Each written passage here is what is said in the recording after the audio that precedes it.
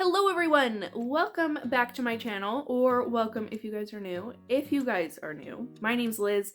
I love all things DIY and home decor, crafting, all the things. I love it. Today I'm bringing you some kind of kitchen farmhouse type DIYs, things that you can put in your kitchen for decor. I guess that's what kitchen DIYs means.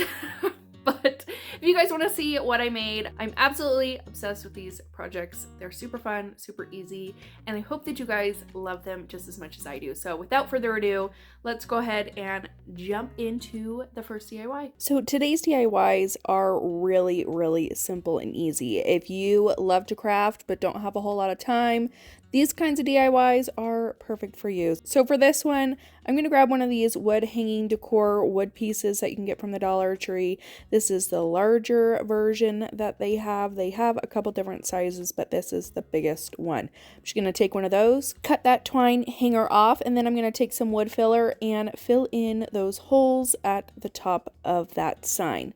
After that is done, I'm going to take my Dixie Belle vintage duck egg chalk paint, and I'm going to give this one good coat of paint.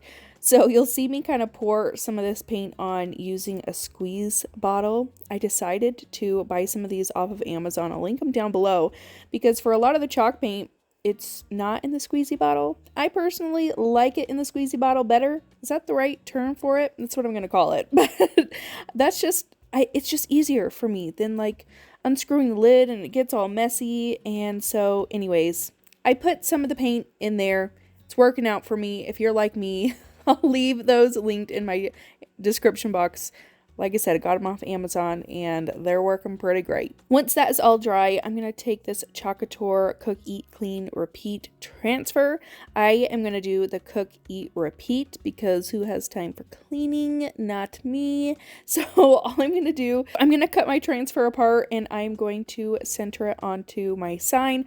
I'm just going to use the bright white chalk paste and a little squeegee to apply my paste to the transfer. And all you got to do is just peel up that transfer. And once that's all dry, I'm going to take my transfer that says repeat. I'm just going to line up that heart on the transfer and the heart that's already on the sign so they're all nice and even. And then I will apply my bright white chalk paste again to my transfer, just squeegee it on there and then remove the transfer, and then you have this nice crisp and clean words on your sign, which I love. Now I took these wooden spoons that I think I got these from Hobby Lobby. I got a pack of them.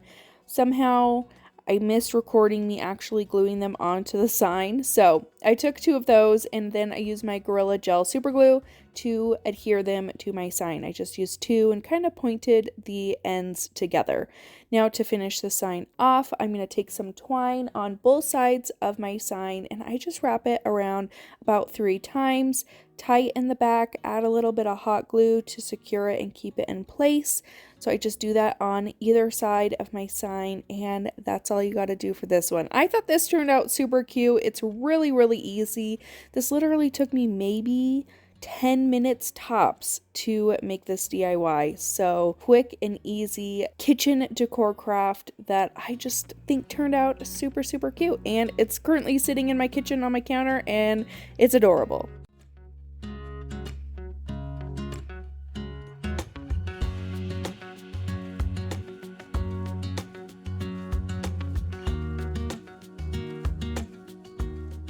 For this DIY, you're going to grab one of these plastic candy dishes that you can get at the Dollar Tree. I am also going to grab just a plastic cup.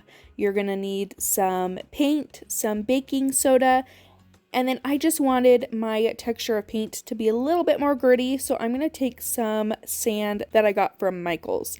So I'm going to take my burlap Dixie Belle chalk paint. I'm going to pour a little bit of that into my red Solo cup. And then I'm going to add some of my baking soda to that. You want to add enough to where it's kind of a thick consistency. You don't want it too thick by any means, but you definitely don't want it runny. So if you can pick it up with your paintbrush and it's not dropping too quickly, that's perfect. And then I really just added the tiny amount of sand. I just wanted my texture to be really gritty and bumpy. So now I'm just going to paint my entire candy dish in this paint concoction that I've made. When I'm going around the edges, I'm doing a little swiping motion, but mostly kind of like a patting motion because I don't want the paint to slide everywhere. I'm just kind of doing up and down patting, if that makes sense. And I want the texture to be very gritty, very bumpy. I want this to look like some sort of stone. If that's what I was going for, hopefully that makes sense, but I just covered the entire thing, and then I did a second coat where I really just did patting up and down to make the texture really pull through, to make it look really bumpy and uneven. Like I said, just like a bumpy stone. Now I'm going to take some Spanish moss. I'm going to fill my planter with that, and then I have a whole bunch of succulents from all sorts of places. Dollar Tree, Michael's, I believe I have some from Hobby Lobby, and I just place them in there at random until I got it the way that I liked it, till it looked good to my eye.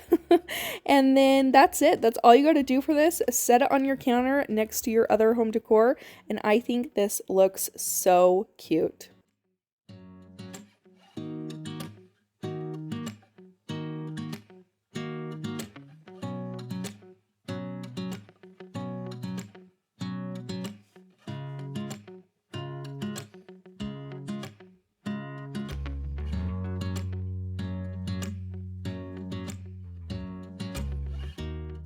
For this DIY, this is actually a Lazy Susan from IKEA. You can obviously see there is crayon all over this. Originally, when I purchased this, I knew I wanted to do something with it. My kids got a hold of it and made it their little art project. So I figured it was time to actually redecorate this, refinish it so that it fit my home decor style. So I'm going to take some Waverly chalk paint and plaster, and I'm going to paint over this. Now originally I was going to keep it the plaster color. I don't know why I didn't go over the crayon and try to scrub everything off because it just bled through the paint. You could see it through there. You know, when you're crafting, sometimes you don't think things through all the way. You just kind of do it, and then afterwards you're like, why did I do that? Why did I not take the time to clean the crayon off the Lazy Susan? I don't know, but I actually think it turned out for the better because I took my Dixie Belle chalk paint and Spanish moss and gave it one good coat over the plaster, and I love it so much more. I love this green. I think it turned out super cute, so all I'm going to do is give it one good coat of this green color and let it completely dry. Now I'm going to take my COUTURE transfer in Life is Better in the Country. I thought this was so stinking cute, so I'm just going to pull it off of that backing and I'm going to put it on top of my Lazy Susan. Try to get it in the center as best as I possibly can. Rub it all nice and good on there so it's nice and stuck.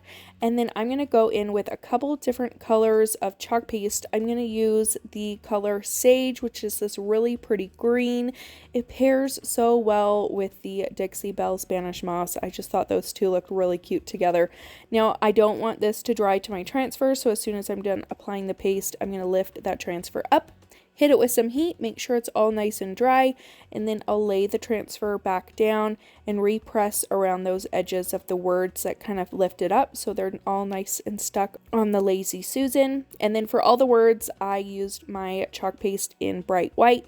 So I did this one a little bit too slow, and some of the chalk paste dried to the transfer and didn't go onto the surface. So all you have to do for that is just rewash your transfer. Wash is really, really easy. Just hit it with some hot water, wash it really good with just a really soft sponge or your fingers, and then I just laid the transfer back over, lined it all up, and then went back over it with chalk paste, and it turned out beautifully after that. I think this is so cute. You can have this on your table, you know, for an actual Lazy Susan, or you can have it on your counter like I'm going to show you here as a decor piece when you're not using it as a Lazy Susan, and I think it just turned out so cute. Put some sealant over top of it, maybe some Mod Podge or a different kind of sealer, and I'm just loving this one.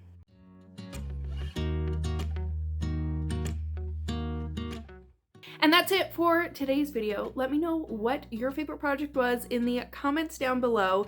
Don't forget to subscribe before you guys leave. Give it a big thumbs up if you liked it, and I will see you in my next one. Bye!